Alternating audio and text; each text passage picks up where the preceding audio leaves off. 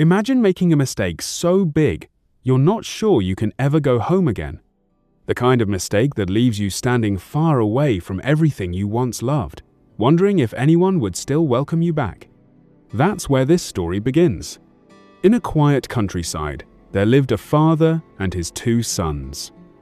Their home was warm, their land was wide, and their family was respected. Life there was good, steady, peaceful, and full of everything they needed. But the younger son wanted more. Every day he looked beyond the hills that surrounded their land. Beyond those hills were cities buzzing with life, bright lights, music, laughter, and adventure. At least, that's how he imagined it. Home started to feel small, predictable, ordinary.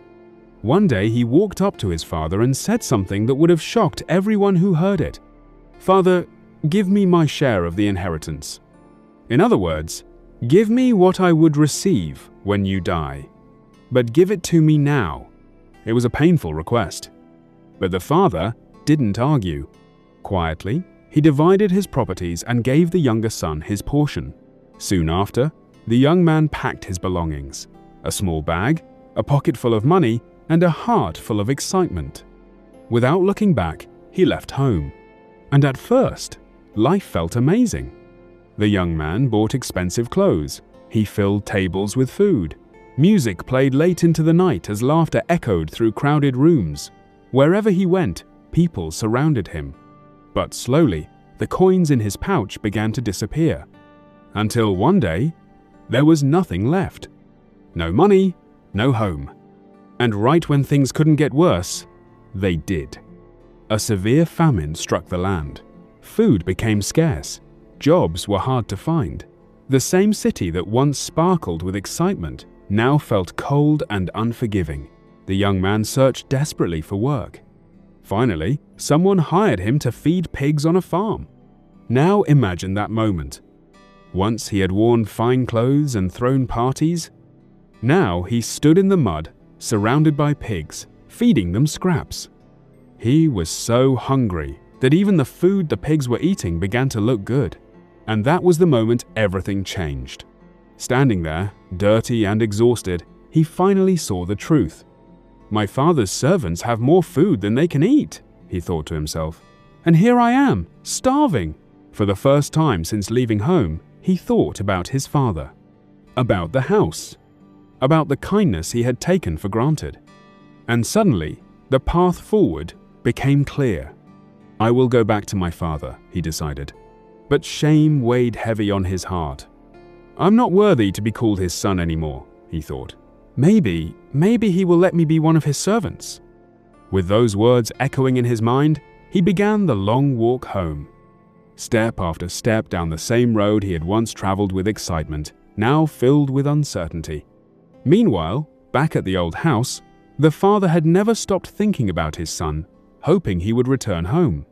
And then one afternoon, he saw a small figure in the distance. Thin, tired, walking slowly. The father squinted toward the road. Could it be? It was. His son was coming home. Without a second thought, the father ran towards his son. The son saw him coming, and his heart pounded. Afraid, he began his speech. "Father, I have sinned against heaven and against you. I am no longer worthy to be called your—" But before he could finish, the father wrapped his arms around him and hugged him tightly. No anger, no lecture, just relief and overwhelming love. The father turned to the servants and shouted with joy, "Quick, bring the best robe and put it on him. Put a ring on his finger. Put sandals on his feet. Bring the fattened calf. Let's have a feast and celebrate. For this son of mine was dead, and now he is alive again. He was lost, and now he is found." Soon the house was alive with music. Laughter filled the air. Servants rushed about preparing the feast. The lost son had come home.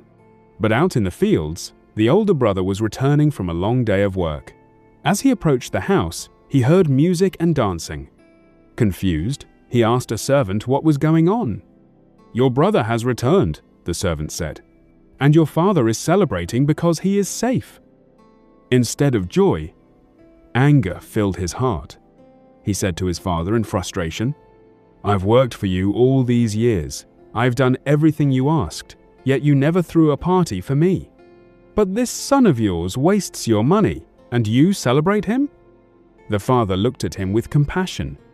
"My son," he said gently, "you are always with me. Everything I have is yours. But we had to celebrate. Your brother was dead, and now he is alive." And that is why this story has lasted for generations. Because deep down, every one of us knows what it feels like to wander, to make mistakes, to wonder if we've gone too far. But this story reminds us of something unforgettable. There is always a road back home. And God's love waits, watches, and embraces us when we return. Thank you for watching. Don't forget to subscribe, like, and share. Until next time, keep exploring the scriptures, one tale at a time.